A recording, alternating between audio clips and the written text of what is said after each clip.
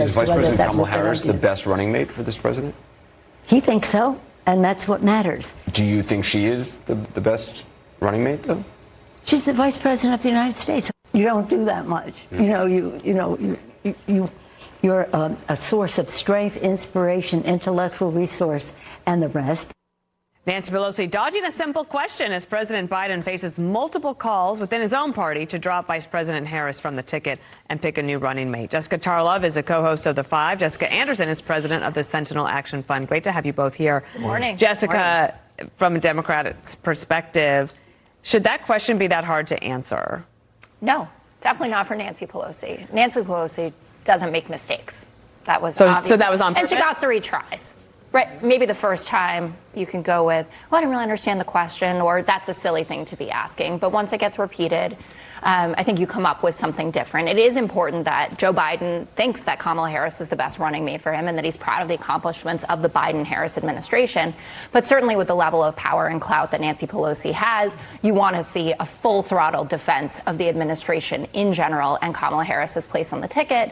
And the timing with David Ignatius's piece in the Washington Post, more and more chatter about the age issue and that Kamala isn't instilling much confidence in Democrats. So here's what happens now. Anytime a Democratic politician comes on TV, they're inevitably asked this question now. And that's been the pattern of the past 24 hours, including Hillary Clinton earlier today on MSNBC. Was asked about it. She said she's all in on Joe Biden. So people are picking sides. Right, and a lot of ways they can't decide. The Democrat establishment is split on their support for Harris, but the bigger picture here is what do the American people think? And poll after poll is showing that Harris has lost support with Democrats, with independents, and so it's no surprise that Biden's going to keep giving her tours, right? Like she had the border, like she had breaking up the filibuster, and so now she's heading on the road. Let's show the Quinnipiac poll was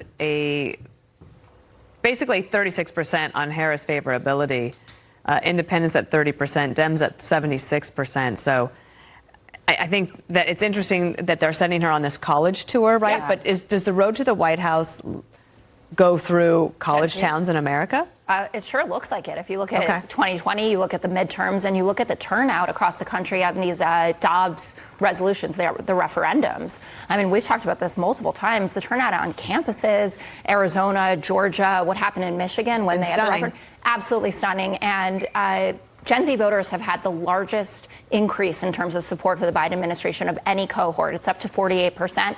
I understand that doesn't sound great, but remember the days of all those pieces that said, is Gen Z leaving the Democrats forever? They're not interested. It comes down to reproductive rights, climate change, and gun safety. The Republicans have nothing. On those topics, Jessica Anderson, I think is a fairly easy prediction to say that Kamala Harris will talk about climate change and abortion every chance she gets when she's on these college campuses. Is that effective coming up in 2024? How do you see it? Well, it depends where she goes, right? The woke tour of these college campuses is going to touch a lot of Gen Zers of what they want to see from potentially her. But it's not just that they're caring about those issues. You have to remember, these are students that are getting ready to have jobs. They're getting ready to enter the economic market. They want to see that they have choice in where they're going to live. They can't move to cities to find opportunity because of the crime. So how that all plays out, I mean, it's at least 10 months until the election, right? It's more than a year out. And so there's a lot of road ahead. And I wouldn't be so certain that just those 2 issues are going to be the boilerplate for this group. I want to do we have time for this David Ignatius column, please? Or this soundbite. This is David Ignatius. So this was a big deal. I just want to play this and get a quick reaction from both of you on MSNBC yesterday. Key question with somebody who's as old as President Biden will be is whether people see the vice president as a strong successor. So far, I don't think she's made that case to the country. It was about Harris in particular, but overall, earthquake level in Washington after his column? Very much so. Everyone is reading this and seeing, wow, there is dissension in the troops. There is not clear support for her as the successor to Biden.